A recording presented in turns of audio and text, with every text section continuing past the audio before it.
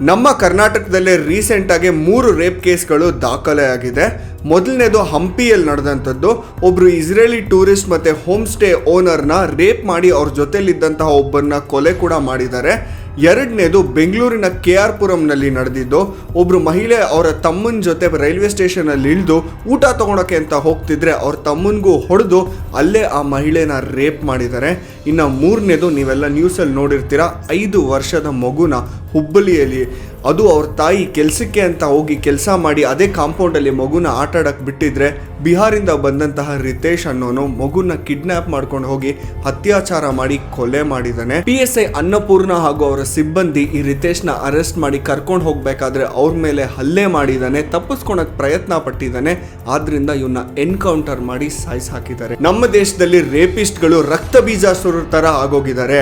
ಅವ್ರಿಗೆ ನೀವು ಏನೇ ಪನಿಷ್ಮೆಂಟ್ ಕೊಟ್ರು, ಅವ್ರನ್ನ ನೀವು ಸಾಯಿಸಿದ್ರು ದಿನೇ ರೇಪ್ ಕೇಸ್ಗಳು, ರೇಪಿಸ್ಟ್ಗಳು ಜಾಸ್ತಿ ಆಗ್ತಾನೆ ಹೋಗ್ತಿದೆ. PSI ಅನ್ನಪೂರ್ಣ ಅವರು ಮಾಡಿರೋದು ಖಂಡಿತ ಕರೆಕ್ಟು.